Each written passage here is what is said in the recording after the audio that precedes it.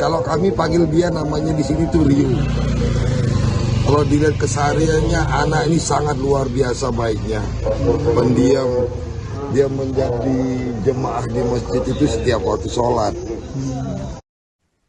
Sosok Bara Primario, 33 tahun, pelaku pembunuhan sekaligus pembakaran ibu kandungnya, Yeni Rudi Astuti, 60 tahun di Lombok Barat, diungkap oleh tetangganya bernama Didi pada Rabu 28 Januari 2026.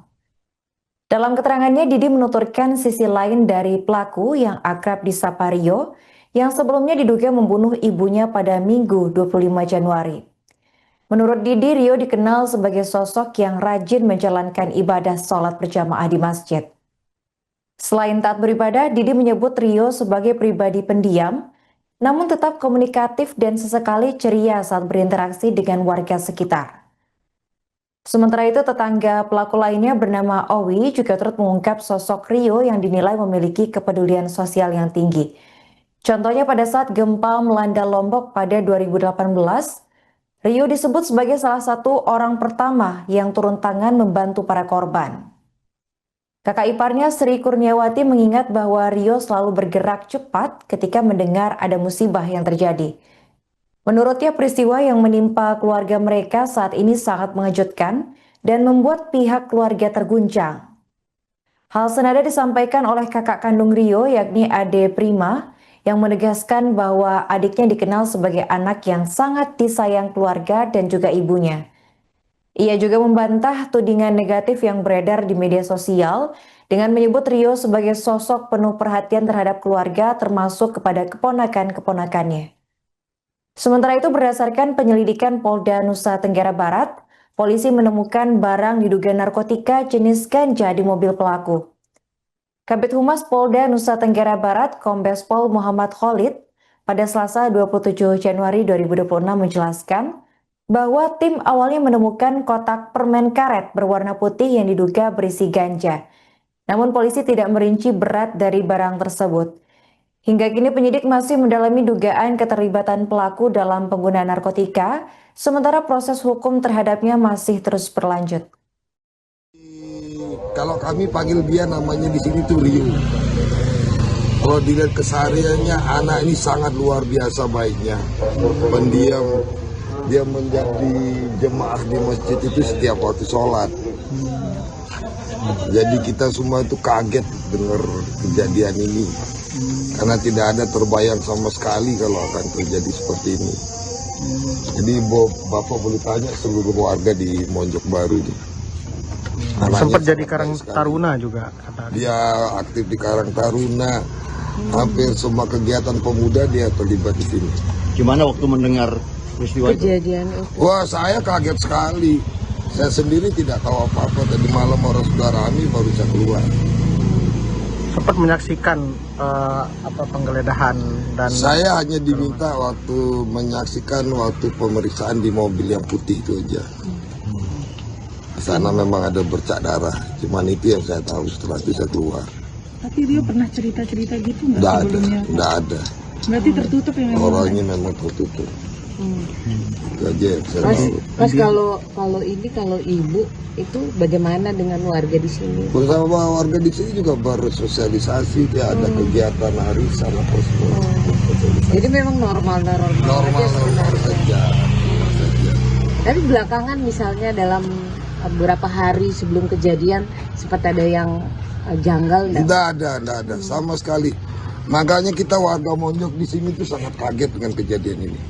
tapi kabarnya pernah melapor bahwa ibunya sempat hilang gitu. Ya, kemarin pagi. Karena kemarin pagi saya sedang latihan di sini sempat tanya dia. Apa Pak dia bilang?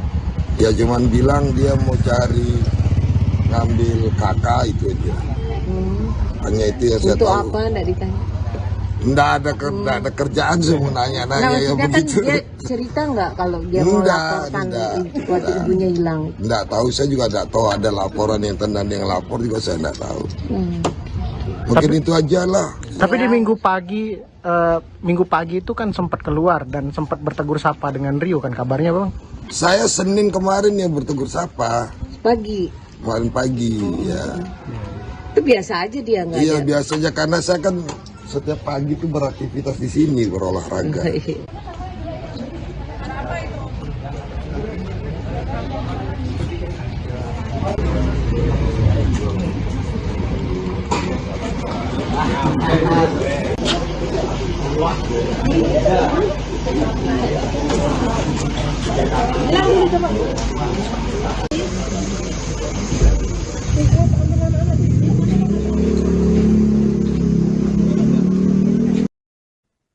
Suasana harum menyelimuti pemakaman Yeni Rudi Astuti 60 tahun, korban pembunuhan yang dilakukan oleh anak kandungnya sendiri, Bara Primario 33 tahun.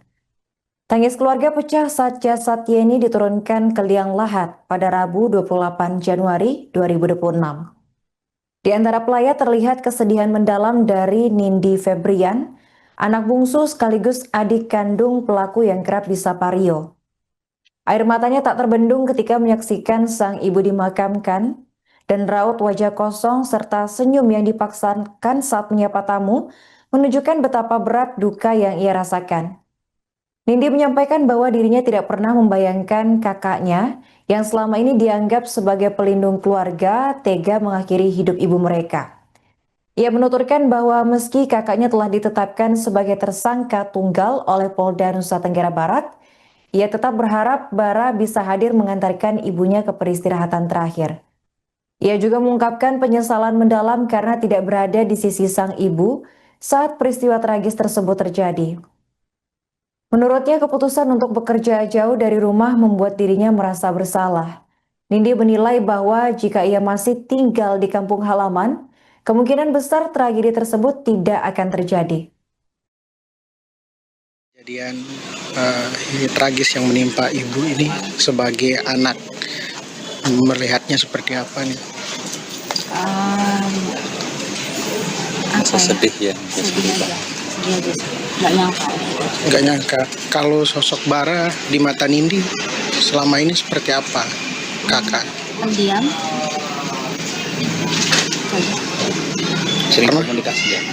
Sering komunikasi. Baik-baik aja. Baik-baik aja. Komunikasi. Apa komunikasi terakhir mungkin yang Nindi ingat dengan Bara maupun ibu ini? Nanya-nanya kabar aja sih, soalnya kebetulan kan kita jauh di luar kota ya. Selalu support karena beberapa kali melaporkan capaian ke ibu dan selalu didoakan baik ya begitu. Iya, cuman ibu beberapa kali merasa kesepian aja sih gitu.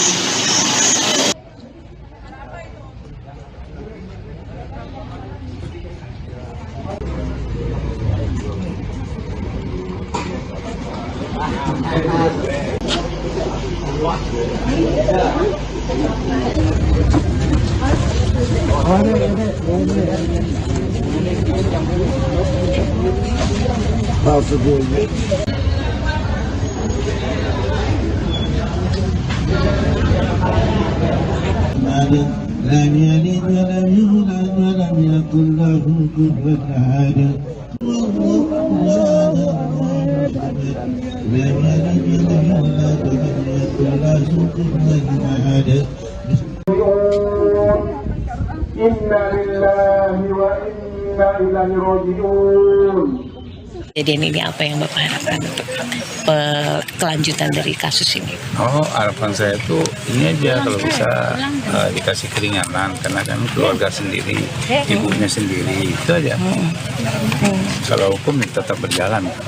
Bapak mengharapkan lebih ringan untuk Bara gitu Pak? Iya, kalau bisa, karena kan itu orang tuanya. Penyesalan mendalam ditunjukkan Bara Primario atau Rio 33 tahun, tersangka kasus pembunuhan sekaligus pembakaran jasad ibu kandungnya Yeni Rudi Astuti 60 tahun. Hal itu terungkap setelah sang ayah Edi Herman menjenguknya di rumah tahanan Polda Nusa Tenggara Barat pada Rabu 28 Januari 2026. Dalam pertemuan tersebut, Bara memperlihatkan sikap berbeda dari biasanya. Edi menuturkan bahwa anaknya yang selama ini dikenal tertutup dan jarang menanggapi nasihat, kali ini meminta maaf dengan penuh penyesalan. Ia bahkan menunjukkan gestur hormat yang tidak pernah dilakukan sebelumnya.